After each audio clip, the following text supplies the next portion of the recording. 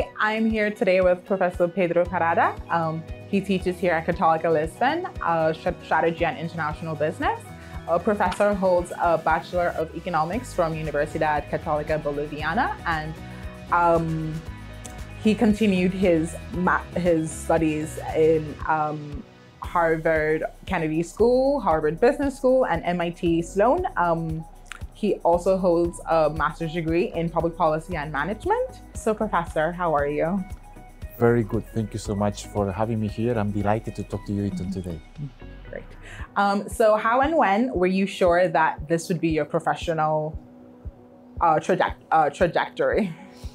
Right after my first class. I have to tell you, I actually belonged to a specific experiment. I was at the time studying in an executive education program. It was an executive master's, and what they did, they offered towards the end of the program was the opportunity to join as a part-time faculty member to some of the graduates. We received an invitation to apply. And then, so those of us who were able to succeed and do it nicely, wherever they saw an opportunity for us to continue a long-term career in academia, they will support us on the PhD. That was back in the 90s. And I remember I hesitated to do it. And in the end, it was my wife who convinced me to do it.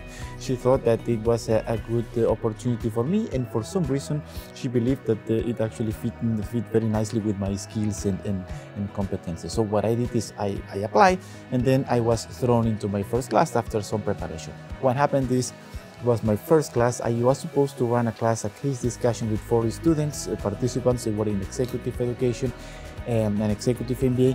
And what happened at the time is that for some reason I ended up with 120 students. And that was scary, but still it was fine.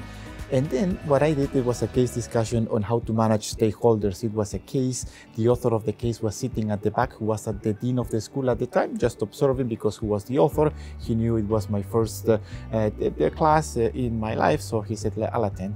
And interestingly enough, what I had is, I had two pieces. One was the case that I submitted for the reprography, and then the teaching note. Teaching note is all the notes that we have as faculty members normally about what do we expect, how do we see the class evolving, and so on and so forth. And interestingly, what happened is the class was supposed to last for 90 minutes, and it was supposed to be a conversation. I was supposed to raise a number of questions and draw a very nice picture of stakeholders of an organization in the blackboard. What happened is that after 15 minutes, in my mind, I thought, wow, these people are really clever because they are just giving me the answers and everything has been covered in 15 minutes. So what do I do with the rest of the time? And I was there, and actually it went well. I needed to improvise. It was a fantastic conversation. We had a chance to deepen, but to tell you the truth, in my mind, I also was thinking, this is it, my first class and the end of my career, because this is a mess. Later on, I have to say, I never felt that quantity of adrenaline in my body, in my life. It was really a scary situation. At the same time, I enjoyed it a lot. And that's how I ended up doing this for over 25 years now. That is wonderful. So given this experience, this really life-changing experience that you've had, and also your path since then, what sort of advice would you give your 20-year-old self? One is, I would say, definitely you have to find your place. That's very important, I think. So in general, when I see people 20 years old, like now, students that I have and I have had in the past, but now that I have, you can see that they are people who are still developing themselves, their identities, they are discovering the world, they are building up a professional career.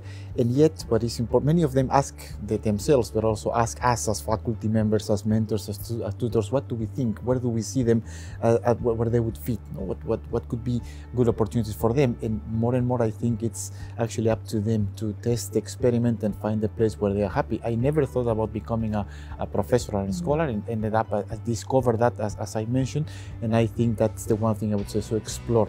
That means a few things. One, try, test. Do not be afraid of jumping on opportunities. You can always drop. No worries. You will never regret something you tested and didn't work out. You didn't like it. It's an investment in a way.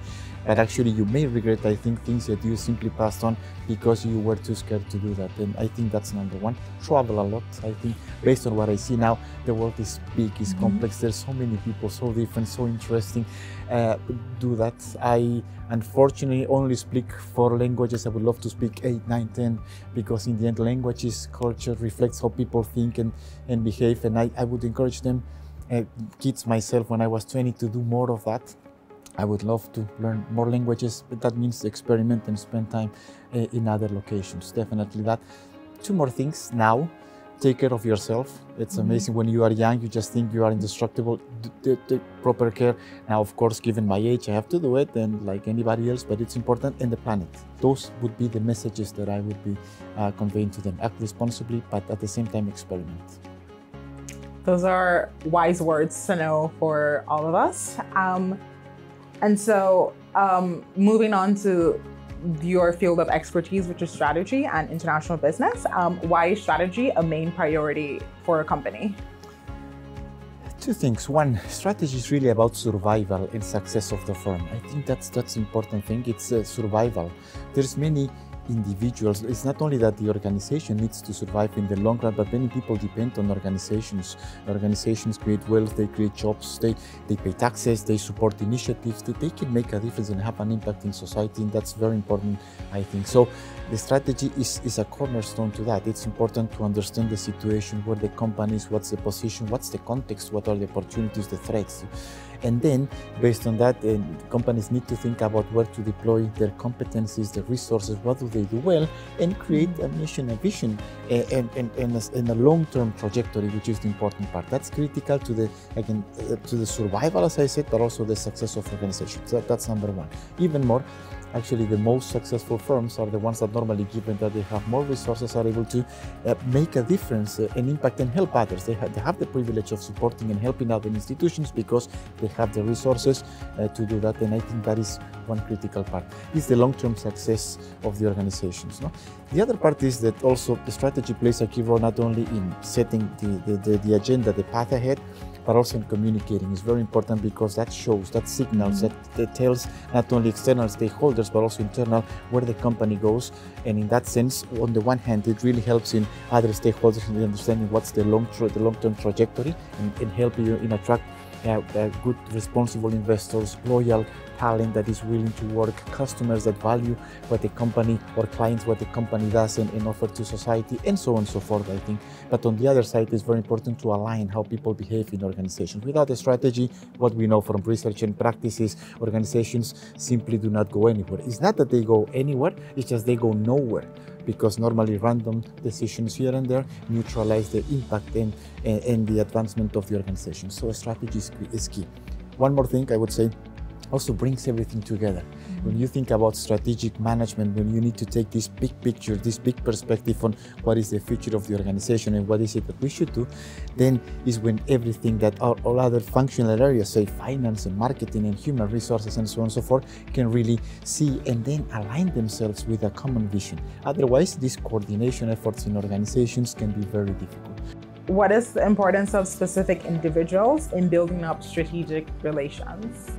One of the key areas in the case of research and practice that I've seen, or one of the core decisions that you have to think in terms of a strategy, is who to collaborate with. It's very clear who do you compete with normally. You can see who sells the same solution, product, services to others, and normally the competitive logic there is fairly clear. But on the other hand, in many occasions, competition requires collaboration. Survival requires collaboration with other firms, with other stakeholders, other organizations, constituents, and so on and so forth. Collaboration of different sorts.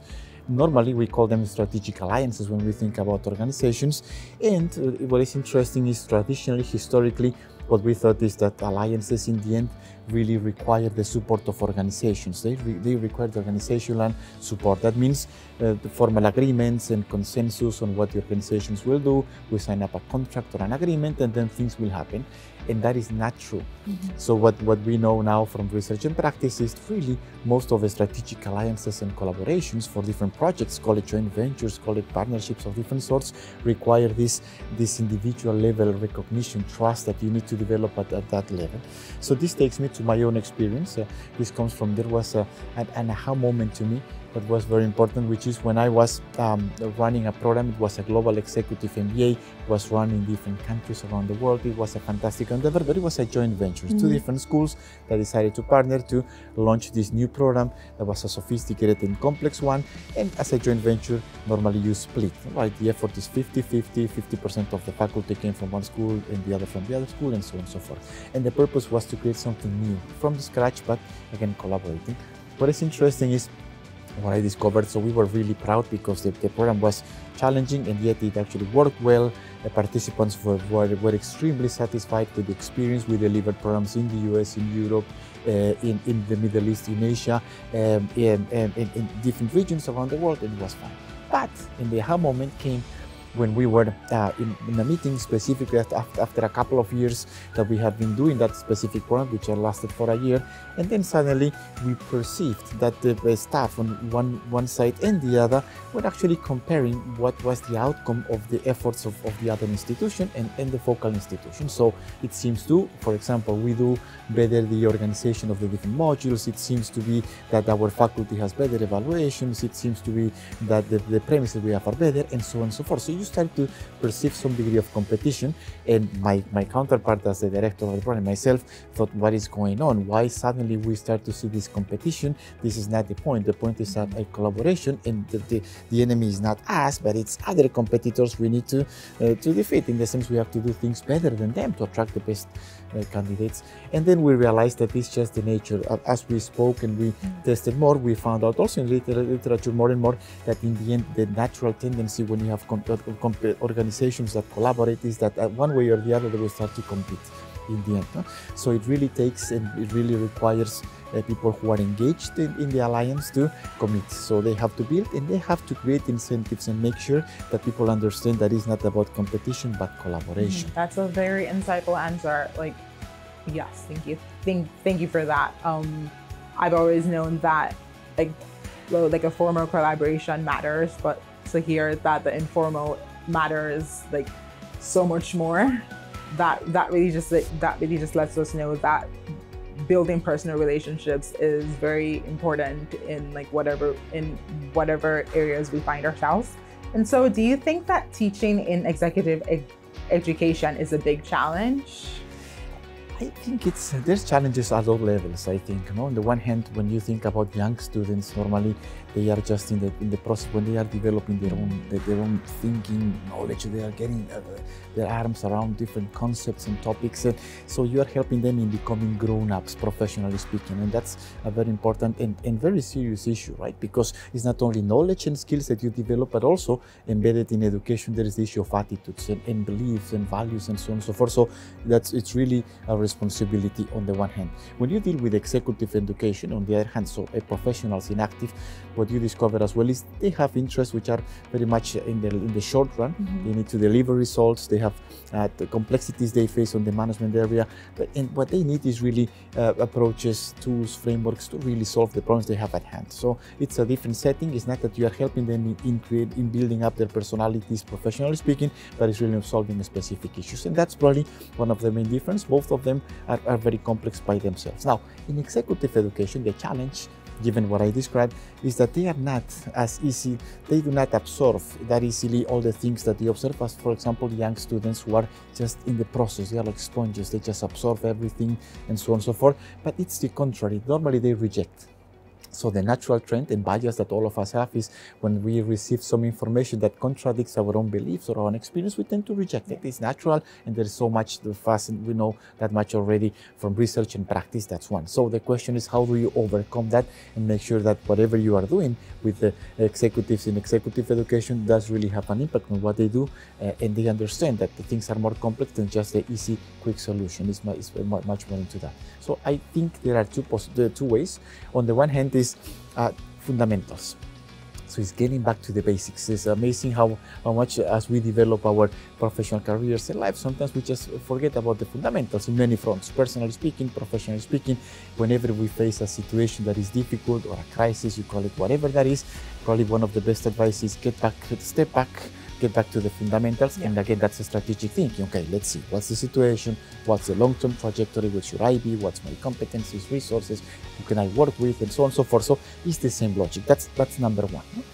And I would say the second is, sometimes when you deal with these companies, you have two types of different organizations. Normally, organizations which are very much proud of themselves. That means they do so well, they just want to talk about themselves. And I've seen that in industries. And I will say something that is public, I'm sure no. But normally, if you look at the pharma industry, they're very endogamic. Pharma industry, they really think very highly about themselves for a reason. And normally, they want to discuss their own cases, and see best practices is one type of activity. So, well, in my experience that I work with a number of them, is actually try to make sure that one way or the other, we expose them to different settings, realities, context, cases, and so on and so forth. That's number one. The other extreme is organizations which pay too much attention to the outside.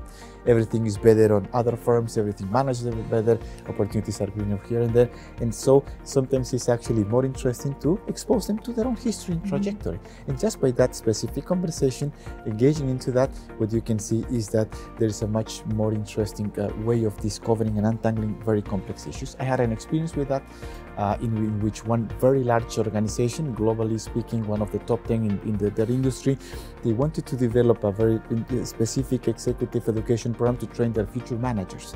And the question is, how do we do it? In the case of this very large firm, in the end, what we did is we took a historical perspective. We wrote a specific paper on their trajectory and the strategic decisions they made, with the pros and the cons, things they did well, things they didn't do so well.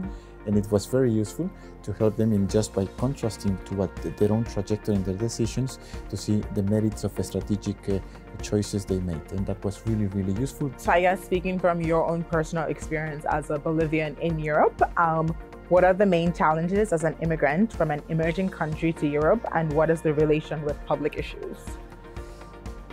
Very interesting. See, that's one of the things. Recently, our dean, Professor Felipe Santos, wrote a piece, a very interesting one, speaking about the refugees and people that were coming to Europe due to the war that we see right now in Europe. And what is interesting, his argument was that it was not only, we are looking only at the refugees, which is one side, and we have to help them, of course. But on the other hand, he was claiming for the idea of attracting talent. He said there's lots of very good and important talent, not only from the countries which are directly at war, but others as well, for which we should create an opportunity, a magnet to attract that talent specifically to work with us and help us in improving organizations, the country, society at large. And I think along the same lines, my experience is normally what we see, and I felt as an immigrant to, in this case, Europe, is at the very beginning, the challenge for us immigrants is to make sure that we develop a life, which is we settle down, we get used to it, we are accepted as citizens, which is fine, you have to do, there's duties, there's roles and responsibilities, that's fine. The second one is you try to create some sort of success, find your place again, your spot, and again, but then it's not enough. What I've seen is many of people like me who actually come to a country, and when they achieve a certain position, level of comfort, either they move again. One possibility, this would be one, or the alternative one is to commit, and that means to commit to a larger, to society at large, to not only with the solving problems for yourself, the organization you work, or the closest to you, but also for the rest of society. Thank you. So looking back at your very illustrious career, what are some key moments in your life and career that you consider to be aha moments? I think one was clearly when I decided to do the PhD.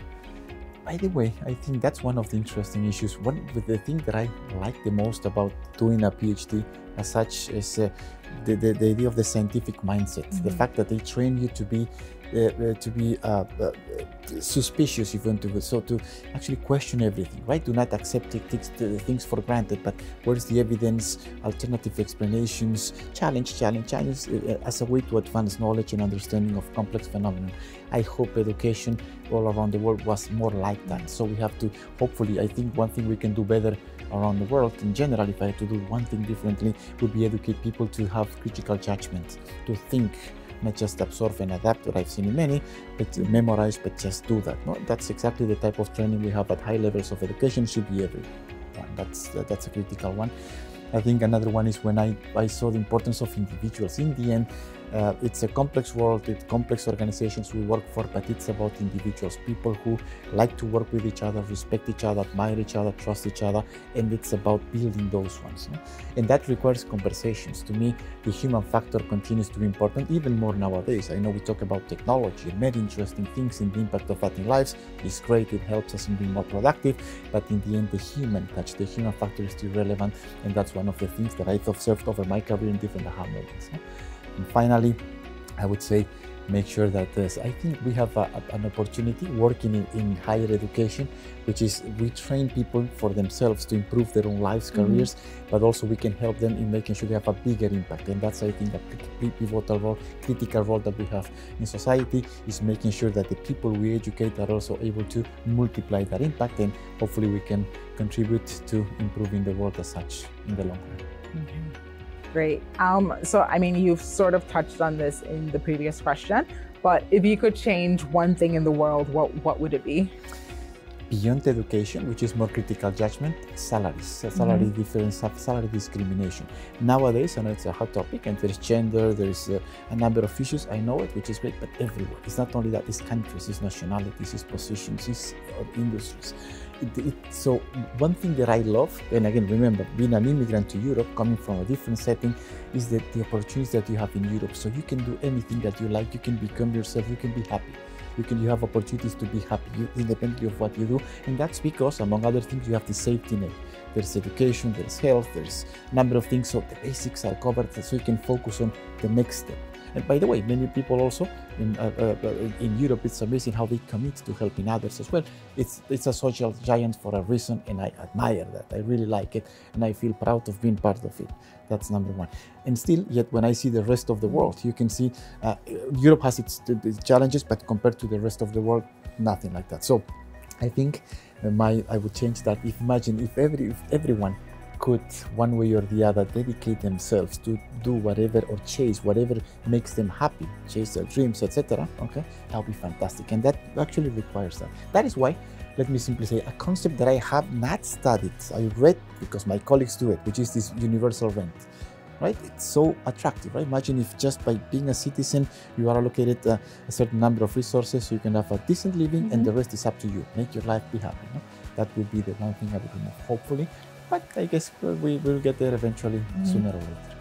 Thank you, Professor, for taking the time out of your day to sit with me and answer my questions. And I hope that those that are listening at home have been able to learn something about strategy or about you, as it's your first year here. And I hope you have a wonderful time here at Católica. Thank you. It was really a pleasure, and I feel proud that we have students like you in Católica-Lisbon.